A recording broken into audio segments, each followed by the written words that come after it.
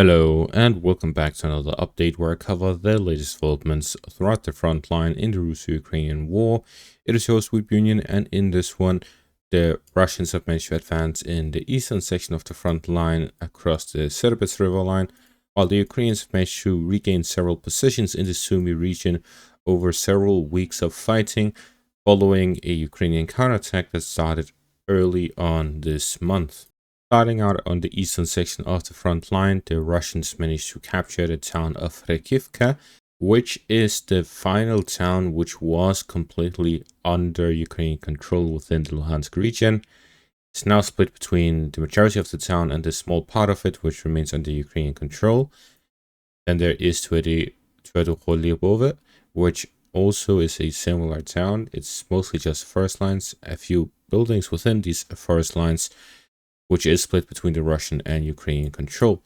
These two towns, which are both now split, are the final remaining towns under Ukrainian control within the Luhansk region.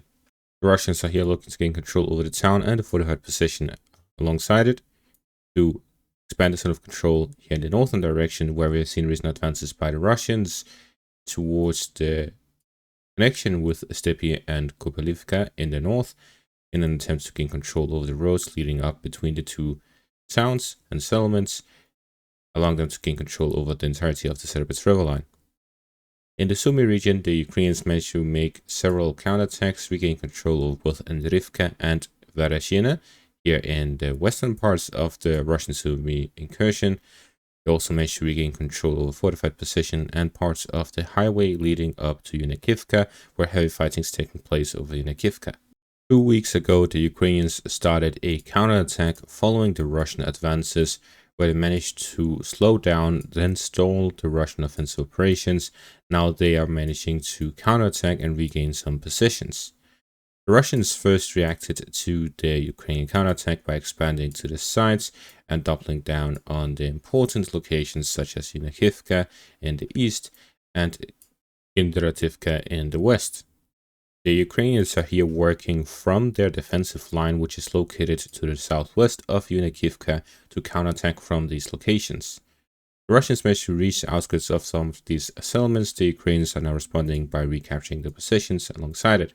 We see between the Russian and Ukrainian positions there are some open fields with little to no cover.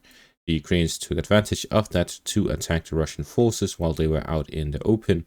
This allowed the Ukrainians to launch some successful counterattacks where they managed to push the Russians back into the settlements, from which they then reorganized their forces and targeted Andrivka, which is separated from the other settlements of Kindrativka and Oleksivka.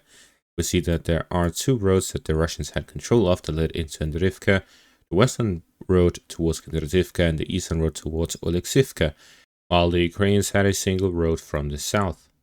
What we saw is that the Ukrainians sent armored vehicles to the forest lines to the southwest of Andrivka, getting fire control over the road between Kindrativka and Andrivka, while at the same time they launched drones to cover the road between Oleksivka and Andrivka and launch an operation on the eastern flank, forcing the Russians to redirect their forces to protect the southern flank of Oleksivka.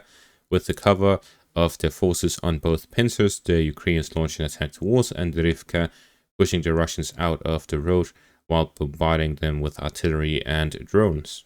The Ukrainians also took advantage of the high ground that is in their favor, where they were attacking from an elevation of over 200 meters, while Andrivka is located at 180 meters, and the neighboring towns are similarly located at the low ground. The Ukrainian positions elevate all the way up to 212 meters. From this, we can see that the Ukrainians are using the height advantage and the cover of the forest lines to stage their counterattack operations, regain some control, while the Russians are yet to entrench themselves and stabilize their supply line. They did a similar tactic near Vereshina, where they had control over the forest patch area, made a counterattack to regain control of the parts that they lost, expanded into the town itself. To the east, they are attempting to regain control over the highway itself to supply Unakivka, while they have these backstage supply lines into the town from the rear, away from the fire of the Russian forces. With these three separate advances, the Ukrainians have stabilized the front line and aligned it into a defensive line where the Ukrainians hold settlements along the highway and the Russians hold the settlements facing that line.